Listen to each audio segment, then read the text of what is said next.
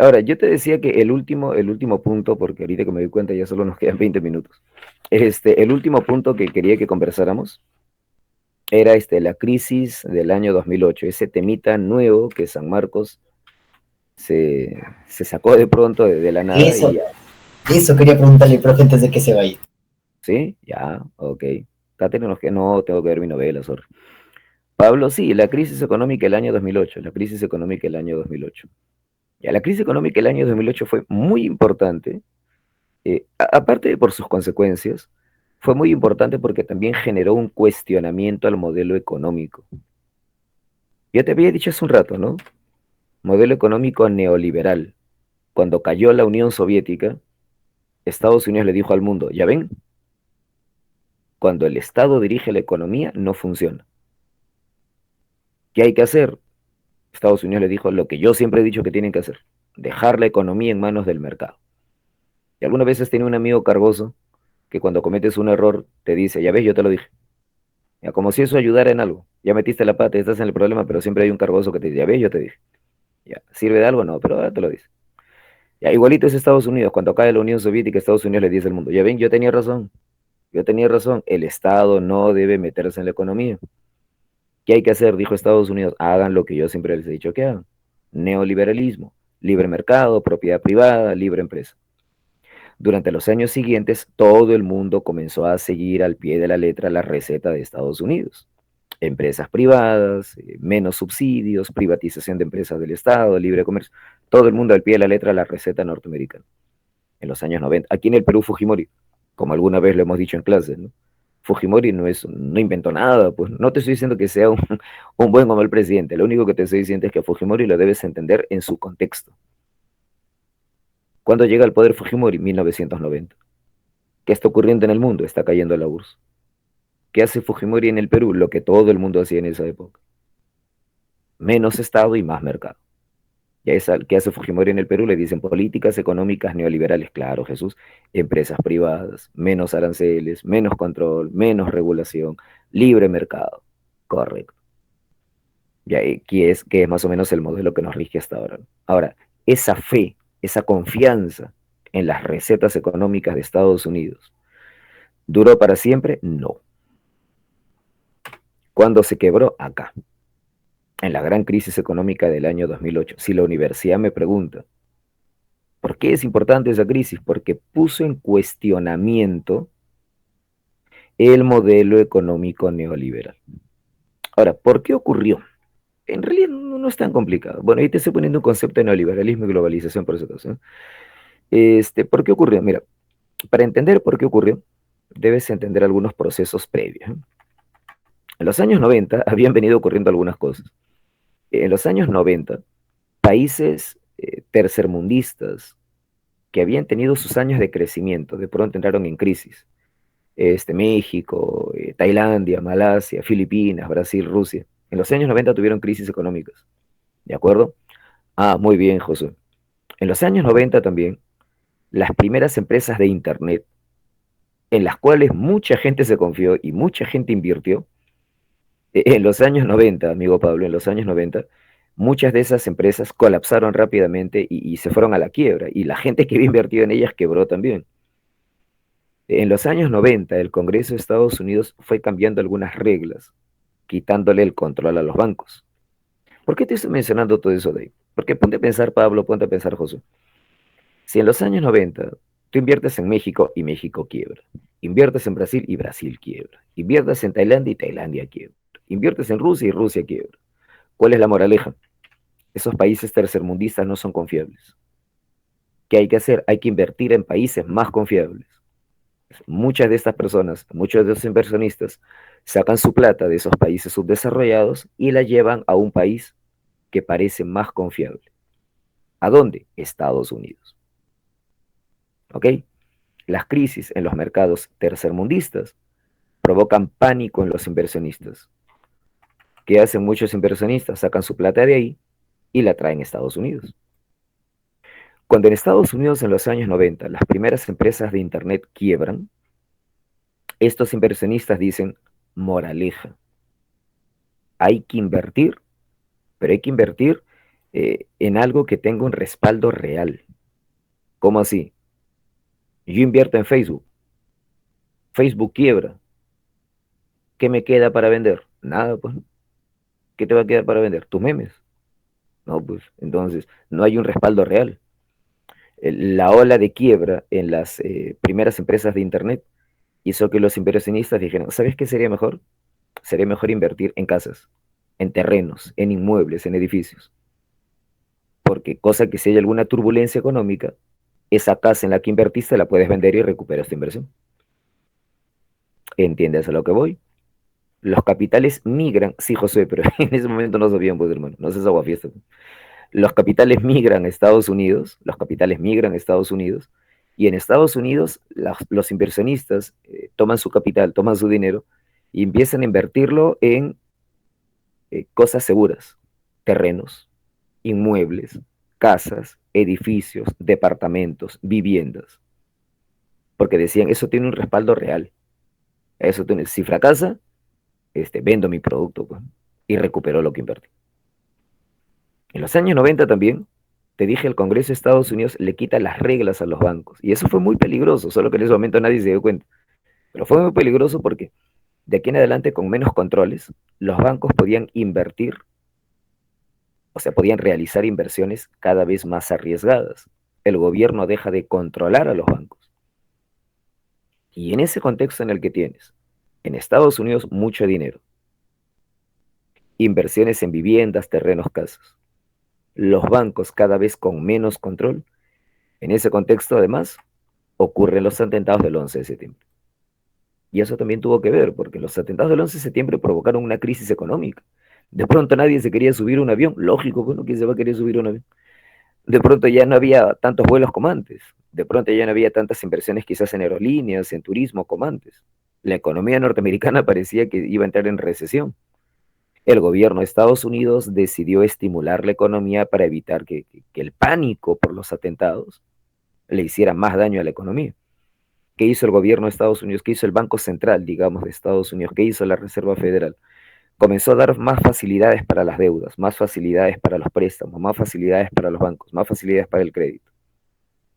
Si tú te pones a pensar, esta es una combinación peligrosa. Es una combinación peligrosa porque tienes a la gente cada vez endeudándose más, a los bancos haciendo cada vez más préstamos, tienes a los bancos con los bolsillos repletos porque hay un montón de capitales de inversiones que se han venido de Estados Unidos y tienes menos control sobre los bancos porque el gobierno ha cambiado las reglas. Nosotros en Historia Universal hemos dicho alguna vez que en historia tú tienes la ventaja de que nosotros miramos hacia atrás. Y a Jaira, claro, esta es muy parecida, es muy parecida. Nosotros tenemos la ventaja de que miramos hacia atrás, ahorita voy, José, y nos damos cuenta de que era obvio que esto iba a terminar mal, ¿verdad? Pero bueno, en ese contexto nadie lo notó, pues, hasta que era demasiado tarde. A principios del siglo XXI, en Estados Unidos había acumulado grandes masas de capital en busca de inversiones, los bancos estaban prestando dinero a manos llenas y no había control de parte del gobierno. Josué, que ha estado investigando sobre el tema, claro, se parece al crack, ¿sí o no, Pablo? ¿Te acuerdas del crack? ¿Por qué ocurrió? Por lo mismo. Muchos préstamos, las familias se endeudaron, la gente tomaba su plata, la metía en la bolsa de valores, la bolsa quebró, todo el mundo perdió su inversión, se hundieron los bancos, la gente se quedó sin trabajo, depresión. Acá, no sé si ya te dice cuenta, pero este es recontra parecido.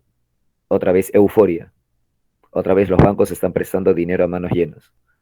Otra vez no hay control sobre los bancos porque el Congreso de Estados Unidos se ha bajado el control que había sobre los bancos. Y Josué me dice, profe, ¿y por qué comenzaron a subir las hipotecas? Es simple, Josué, porque la gente, los inversionistas, comenzaron a invertir en viviendas, comenzaron a comprar casas, a comprar viviendas. Y como la mayoría de inversionistas y la mayoría de dinero comenzó a dirigirse a la inversión en viviendas, como todo el mundo comenzó a comprar casas, ocurrió un fenómeno que tú conoces, que es clásico en economía. Si todos compramos algo, sube su valor. ¿Cierto, Josué? Si Pablo empieza a comprar casas y Yajaira empieza a comprar casas y Jesús empieza a comprar casas, entonces el valor de las casas empieza a aumentar. Lógico, José, claro, pues evidentemente. Como todo el mundo está buscando esos bienes, su precio se infla. Por eso decimos burbuja, pues. porque se empieza a inflar el precio. Y aunque te parezca mentira, que se infle genera que la gente invierta más todavía, pues. Porque Josué se compró una casa, la compró a $100.000, y ahora con todas estas compras, esa casa ya no vale $100.000, ahora vale $200.000. Yajaira lo ve y dice, ah, es buen momento para invertir en casas. ¿Y qué hace Yajaira? También empieza a comprar casas y también invierte su dinero. Y eso hace que se infle más, se infle más, se infle más. Claro, José, por eso le dicen burbuja. Exacto, por eso le dicen burbuja.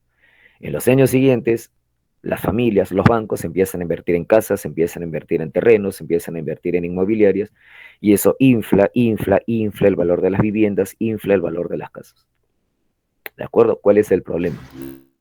El problema es que llega un momento en el que los bancos empiezan a prestarle dinero a gente que no estaba en condiciones de pagar. Y cuando esa gente que no estaba en condiciones de pagar, de pronto va dejando de pagar, ahora los bancos están en problemas y empiezan a desalojarlos de sus casas. La gente deja de comprar viviendas, el valor de las viviendas empieza a desplomarse, el valor de las viviendas empieza a caer. La gente que había invertido su dinero en inmobiliarias, en hipotecas, en viviendas, en casas, en terrenos, empieza a ver cómo se devalúa su inversión, y esa va a ser la crisis económica del año 2008. ¿Cuáles son los factores que llevan a la crisis? Uno, en Estados Unidos había grandes masas de dinero. Dos, esas grandes masas de dinero se dirigieron hacia viviendas, terrenos, hipotecas. Tres, el Congreso estaba o había eliminado los controles sobre la banca. Y cuatro, los bancos estaban prestando dinero a manos llenas, porque era una decisión del gobierno. Había que darle dinero a la gente para que la gente consuma y evitar la recesión provocada por los atentados contra las Torres Gemelas. Como consecuencia de eso, como consecuencia de esos factores que te digo, la gente se estaba endeudando, la inversión se había dirigido más que nada a los inmuebles, el hecho de que todo el mundo estuviera comprando casas, invirtiendo en viviendas, provocó una burbuja.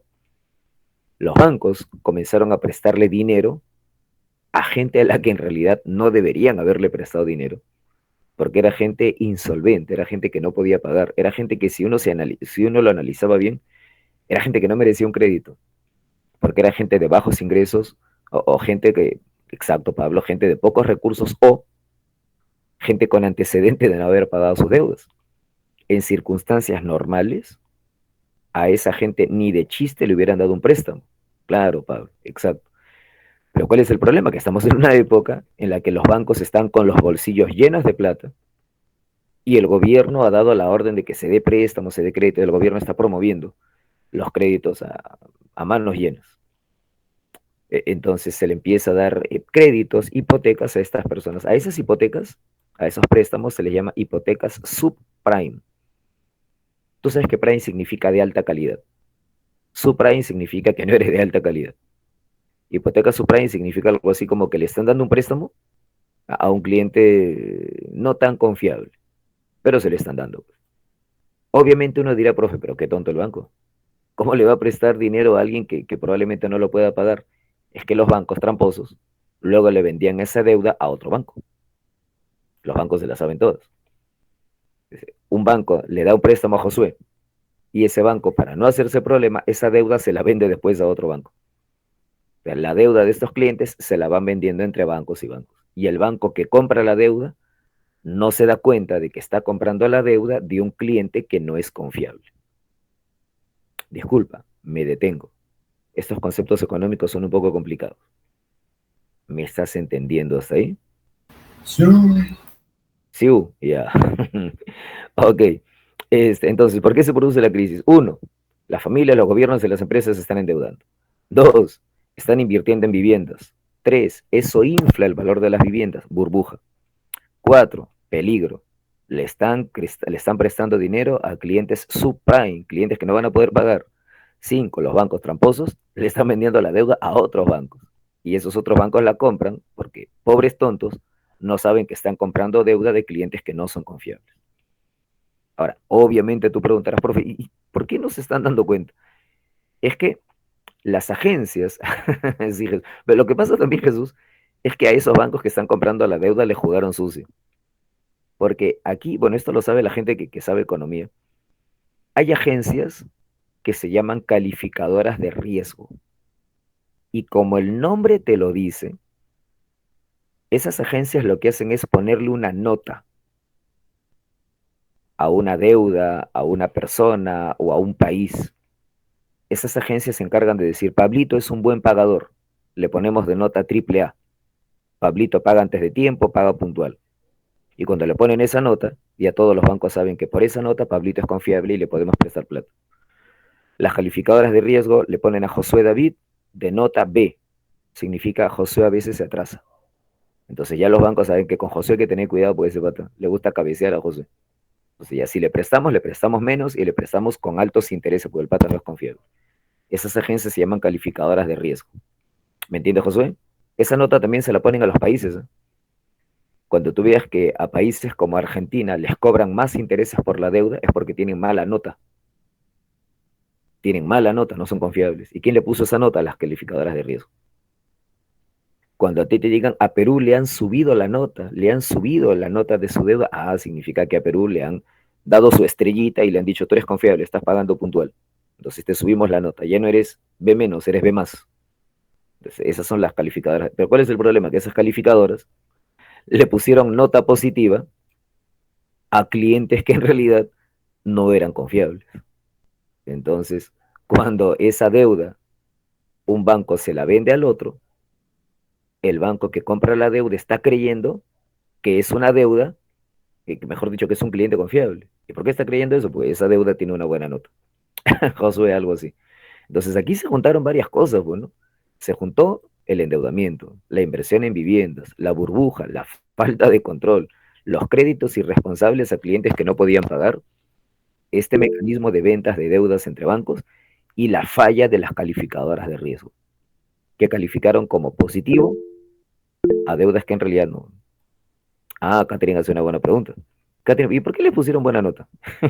Porque les hicieron trampa a las calificadoras de riesgo. Catherine, tú eres dueña del banco A, ¿ya? Le has prestado a Josué. Josué no es confiable, ¿ya? Josué no es confiable.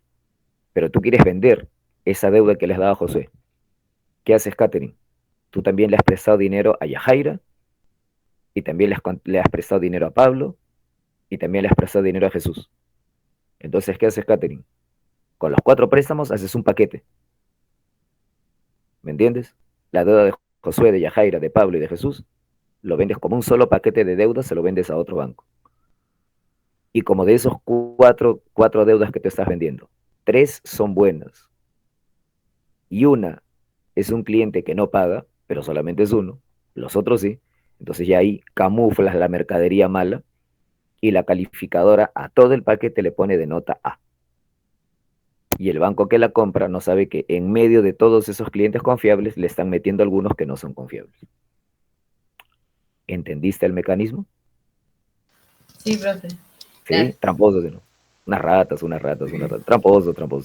Pero eso es ¿por qué? Porque no había control sobre los bancos.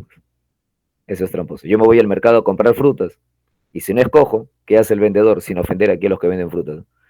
Pero si no escojo, ¿qué hace el vendedor? Entre toda la fruta buena me mete la que nadie quiere, pues, y igualito eso. Profe. Dime, ¿tú vendes fruta? ¿Te ofendí? Disculpa.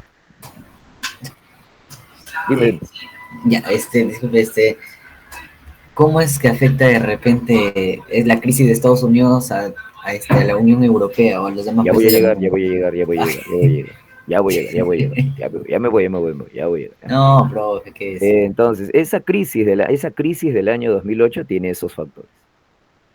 ¿Cómo comenzó? Estamos en el año 2006, 2007. En Estados Unidos de pronto las viviendas empiezan a perder valor. Se frenan las ventas de viviendas. Hay clientes que ya no pueden pagar. Hay clientes que no pueden pagar sus deudas. Las viviendas empiezan a perder valor. Hay clientes que empiezan a atrasarse en los pagos. El banco no te perdona, criatura, tú vas a ser adulto dentro de poco. Nunca te olvides de eso, el banco no te perdona. Si le debes plata, el banco no te perdona. A esa gente que no podía pagar las deudas que habían contraído para comprar su casa, el banco les quita las casas, empiezan los desalojos. Pero el problema es que el banco tampoco gana nada quitándote tu casa. El banco ganaría si te quita tu casa y la vende. Pero en esa época ya nadie está comprando casas porque están perdiendo su valor. Entonces de pronto el banco ya desaloja a los que no le están pagando. Y tiene un montón de casas ahora en su poder. Pero por gusto, pues, si no las puede vender. Nadie está comprando casas. los bancos entran en crisis. Les han dejado de pagar las deudas que dieron, el banco ha ejecutado los desalojos, tienen un montón de inmuebles, no tienen a quién vendérselo, los bancos están en problemas y empiezan a quebrar. Y en el año 2008 un banco revienta. El banco Lehman Brothers no es un banco cualquiera. Era el cuarto banco más grande del mundo. Y la quiebra de ese banco, olvídate, desató una ola de pánico. Cayeron las bolsas de valores, los inversionistas comenzaron a retirar su dinero, los bancos dejaron de prestar dinero a manos llenas y si los bancos dejan de prestar dinero a las empresas ya no tienen financiamiento. Si el banco deja de prestarle dinero a las empresas entran en crisis, no tienen liquidez, no hay plata. Si las empresas empiezan a cerrar, la gente se queda sin empleo. Si la gente se queda sin empleo, deja de consumir. Si en Estados Unidos la gente deja de consumir, la economía mundial se resiente. La quiebra de los bancos, la crisis inmobiliaria, se convierte en una crisis mundial. Para no confundirla con la Gran Depresión, a esta se le llama la Gran Recesión. Tú estabas en el año 2008, creo que no habías nacido, estabas en pañales recién. Pero los años 2008, 2009, 2010 fueron los años de la Gran Recesión global. Pablito, es una buena pregunta. ¿Y eso va a afectar a todo el mundo? Bueno, algunos más que otros, ¿eh? Estados Unidos le pegó duro, pero el siguiente presidente, Barack Obama, dictó medidas para aliviar la crisis. Bueno, Obama, ¿qué dijo? Obama dijo, hay que estimular la economía. Al estilo de Keynes, al estilo del New Deal. Estados Unidos comenzó a inyectar dinero en la economía, se bajó los impuestos, ayudó a los bancos. Exacto, Yajaira. Yajaira dice, pues esto me suena, profe. Es el modelo keynesiano de nuevo, claro, pues es el modelo keynesiano de nuevo, lógico, es el modelo keynesiano otra vez Keynes al rescate, intervención del Estado en la economía, inversión en empresas, inversión en industrias, inversión en bancas y obviamente reglas para que esto no se vuelva a producir, ¿ya? La historia es circular, si te has dado cuenta, se repite, esto ya había pasado antes y la solución fue la misma de la otra vez. ¿Dónde fue difícil? En la Unión Europea fue más difícil. Pablo, a corto plazo, a largo plazo también, ¿qué hacemos para que no vuelva a pasar? Reglas sobre los bancos, regulaciones sobre los bancos para que esto no se vuelva a producir. ¿De acuerdo? Hay siempre dos medidas. Las medidas a corto plazo, que es estímulo económico, pero eso no basta, tienes razón. A mediano plazo, ¿qué hay que hacer? Hay que cambiar las reglas para que esa situación no se vuelva a dar. Tienes toda la razón. Pero ¿dónde fue más complicado? En la Unión Europea. ¿Por qué fue más complicado en la Unión Europea? Porque la Unión Europea son varios países y cada uno tiene realidades diferentes y no todos se pusieron de acuerdo. Países como Alemania, como Dinamarca, como Holanda, los países del norte de Europa que son más ricos, criticaron a los países del sur que son más pobres, España, Italia, Portugal, Grecia, por haberse endeudado excesivamente. Entonces los países del norte les dijeron a los países del sur, dentro de la Unión Europea, Alemania, Francia, Dinamarca, le dijeron a Italia, España, Portugal, le dijeron, ya muchachos, lo vamos a salvar. Irresponsablemente se han endeudado, pero los vamos a salvar, pero con una condición, tienen que hacer reformas, tienen que recortar los gastos. Si ustedes le dan a la población ahorita muchas ayudas económicas, lo siento, van a tener que anularlas. Si ustedes a la población le dan subsidios, anúlenlos, porque no vamos a poder seguir con ese gasto. Entonces va a generar muchas protestas en España, en Portugal, en Italia, en Grecia. En España, en Grecia, en Italia, en Portugal, por ejemplo, a los jubilados les pagaban pensiones altas. Van a tener que recortar esas pensiones. A la gente le permitían jubilarse a los 60 o 55 años. Ni hablar, van a tener que seguir trabajando hasta los 65 años quizás. Había ayudas para las familias pobres, van a tener que eliminar esas ayudas o reducirlas.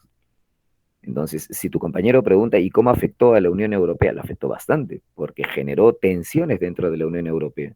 Los países ricos del norte exigieron a los países pobres del sur de Europa. Bueno, pobres es un decir, ¿no? Para nosotros parecen ricos, pero allá en Europa son pobres. Los países ricos del norte le exigieron a los países pobres del sur que hicieran reformas, que recortaran gastos, que hubiera austeridad. Y eso provocó protestas en España, provocó protestas en Italia, provocó protestas en Grecia. Generó un resentimiento en Europa de los países pobres del sur hacia los países ricos del norte. La pregunta que hacía Pablo es una pregunta simpática, ¿no? Y aquí en el Perú, aunque te parezca mentira, esa vez no nos fue tan mal. Aunque te parezca mentira, la región del mundo que salió mejor parada fue América Latina. Alucinante, porque uno está acostumbrado a que cuando hay crisis, América Latina está ahí en primera fila hundiéndose. A pesar de no fue mala, no fue mal. ¿Por qué? Porque en los años previos, lo que principalmente vende América Latina, que son materias primas, había estado con precios altos. El cobre, había estado costando un montón de plata. Entonces estos países habían acumulado reservas. Y como tenían la caja llena, como tenían la billetera gruesa, como tenían los bolsillos llenos de dinero, los gobiernos de América Latina pudieron hacer lo que Obama hacía en Estados Unidos. Estímulo económico, inversión, obras públicas. Entonces eso le permitió, por esta vez, si la universidad te pide, Catherine, una comparación entre el desempeño de América Latina en la crisis de 1929 y cómo fue de diferente la crisis del año 2008. Aquí en el año 2008, la crisis a América Latina le pega, pero le pega menos y se recupera mucho más rápido. La crisis aquí en América Latina fue un temblorcito nada más. En Europa fue un terremoto, pero en América Latina, como dice Catherine, milagro. Los gobiernos latinoamericanos tenían la caja llena, habían estado vendiendo materias primas a buenos precios, tenían poca deuda externa y eso les permitió afrontar mejor la crisis. Si tú en este momento te pones a buscar Perú durante la crisis del año 2008, la economía peruana bajó un poquito, pero al año siguiente rebotó. Eso fue en el segundo gobierno de Alan García. Pablo, en el crack de 1929, no, ahí sí América Latina se hundió feo. En la crisis del año 1929, América Latina se desplomó. Aquí en el Perú hubo por eso golpe de Estado, lo sacaron a Leguía. ¿Por qué? Porque cayó la venta de café brasileño, cayó la venta de carne y cereales argentino, cayó la venta de azúcar, caucho y minerales de Perú. Entonces, la crisis del año 29, la Gran Depresión de los años 30, América Latina la hundió. Pero en cambio, la del año 2008 no tuvo tanto impacto en América Latina, porque los gobiernos estaban con mejor situación financiera que antes, gracias a que habían acumulado reservas en los últimos años. ¿De acuerdo? Esa fue la crisis del año 2008. Este PPT lo voy a subir al Claro. Ya lo voy a subir para que lo tengan presente y les agradezco su tiempo y ya nos pasamos de la hora, así que muchachos, aquí nos despedimos. Aquellos que van a postular el fin de semana, este o el otro fin de semana, que les vaya muy bien. Dime, Dana, ¿levantaste la mano? Ahí nomás, José, dime. No he visto Napoleón todavía, no he visto Napoleón todavía. Que les vaya muy bien. No, me gustan mucho películas de historia porque ya me sé el final, así que salvo que lo revivan, no sé, salvo que haya algo nuevo, pero ya sospecho que ya sé en qué va a terminar. Además, ahorita debe estar llena las salas. Después, ya cuando baje un poco la emoción, ahí voy a ir. Todo lo de Trilcito, puede ser, ahí sí puede ser. ¿Qué eliminó el Congreso de Estados Unidos, Yadira? Déjame regresar. El Congreso de Estados Unidos, perdón, ¿qué estoy haciendo? El Congreso de Estados Unidos, sorry, acá. No, aquí. El Congreso de Estados Unidos aprobó la Ley de Modernización de la Banca y eso significaba eliminar las regulaciones, o sea, los controles a la banca en Estados Unidos. Normalmente el gobierno controla la banca y le pone límites. No puedes prestar tanto dinero o no puedes meterte en estas inversiones. Pero en Estados Unidos el Congreso eliminó esas regulaciones. De aquí en adelante, los bancos son libres, muchachos. Inviertan en lo que quieran, hagan lo que quieran. Esa excesiva libertad terminó provocando inversiones arriesgadas y generó las condiciones para la crisis. Pablo, Napoleón murió con cáncer al estómago, sí. Algo así me contaron. No le spoileé, pues, hermano. Qué maleado que eres. Niños, nos estamos viendo y que les vaya muy bien a los que van a postular este fin de semana. Gracias, Arwen. Nos vemos. Hasta luego. Cuídense. Chao. Adiós. Hasta luego. Buena semana para todos y tranquilos los que van a postular. Nos vemos.